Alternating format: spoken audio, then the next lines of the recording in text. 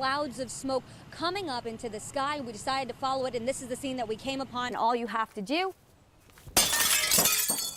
is break the glass. Would you all like to talk to us about the movement tonight? What do you have to say about traffic being blocked? Was that worthwhile for the cause? Where that bomb was detonated last week, but if you take a look here behind me, you can see that again, caution tape is now covering the black bears are typically found in environments just like this one. For the last 15 minutes, it's been inside of our station vehicle. It's reading at 110 degrees. And that's how much water is pooled underneath these trees. French Navy and the American Navy are coming together to train for the first time in more than 10 years. The plow behind it, trying to push it out, but they're not having much luck. Only taking a selfie, but really I'm using my camera so that I can take a look inside of your car. This all right here is ice. A woman was walking her dog right here on the sidewalk when she noticed something suspicious in this retention pond. Very strong current considering. Here I have a pine cone. If I put it right in, FBI, ATF, and Williamsburg police are actively handling this case. If you take a look down here, this is the Mulchy area where they were focusing their investigation. And as you can see,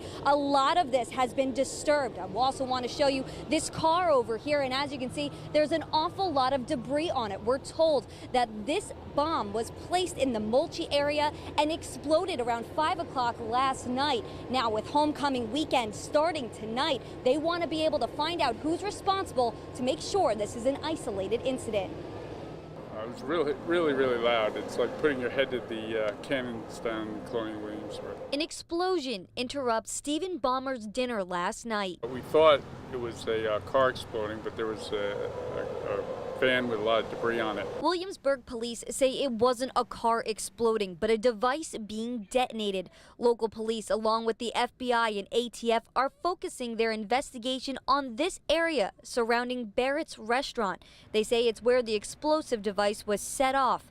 Other than that, they aren't saying much about it. Small amount of physical damage, but I can't discuss it. They are also not revealing details about what was inside the device or what kind of shrapnel came from it.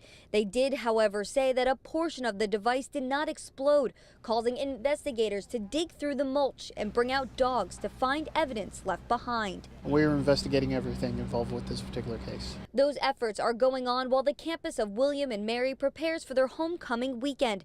Campus security officials say they do not consider this incident a threat to the campus, but visitors say they will be keeping an eye out this weekend for anything out of the ordinary. It is concerning given the recent trends in the world and the things that are going on. It's definitely good to keep a lookout, and it just goes to show that nowhere is completely immune from this kind of situation. Those who work at this produce stand say they were just about to open for the day when all of a sudden a tornado came through, ripping off the roof of the business. Everything you see is what happened within like 30 seconds. Kevin Bunch stands among the damage to this Eatington produce stand, amazed he was able to survive despite being under the very roof the storm tore off. I'm just kind of shaky. I mean, I'm just glad to be here. It's a feeling many neighbors in the Rocky Hawk section of the city can relate to. Mary Kay Peel says she was inside her home when the tornado touched down. I heard just a loud noise, and it was a roaring noise, and I could feel the house shaking. According to the National Weather Service, the tornado traveled a total distance of 6 miles with 70 to 80 mile per hour winds.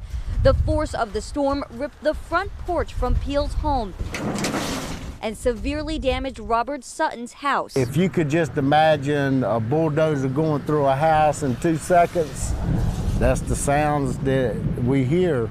You know, it was horrendous. As horrible as the storm was, neighbors are still considering themselves lucky since they all made it out with their lives. God's just looking after us. I was blessed. Thankfully, no one was injured despite the massive amount of damages. Neighbors say that they are already beginning their cleanup efforts. In Eatonton, I'm Allison Mechanic, News 3. With each takeoff and landing aboard USS George H.W. Bush, the skills of pilots and crew members grow stronger. But these flights are about more than just training. It's about helping out our longest-standing ally, the French. The language, which some people might think is a barrier, it tends not to be. They're not only helping each other, but teaching each other and learning from each other. Rear Admiral Stephen Evans is overseeing Chesapeake deployment, where more than 500 flights will be completed by 350 French sailors on 13 aircrafts aboard USS George H.W. Bush over the course of 7 weeks. You have sailors and sailors working together side by side, and who are finding out that they have far more in common than they have apart. The massive deployment was scheduled around the maintenance of France's only aircraft carrier, Charles de Gaulle. With it out of commission, the French turned to the Americans for help. Our two communities are very close to each other because we are the two only countries that use the E2 from a carrier. The similarities of the French Navy's aircrafts and carriers made their adjustment on board seamless. We work in the same way all the time. We have the same procedures or very close to each other. The partnership between the French and the American can be seen even on our planes. This one right here has one side with the American flag and the French flag on the other. This deployment is not only for training, right? It's to maintain some brotherhood between our two navies. Resulting in not just stronger sailors, but a stronger Navy overall. It strengthens that alliance together. It strengthens our ability that we can integrate with our French allies, at sea.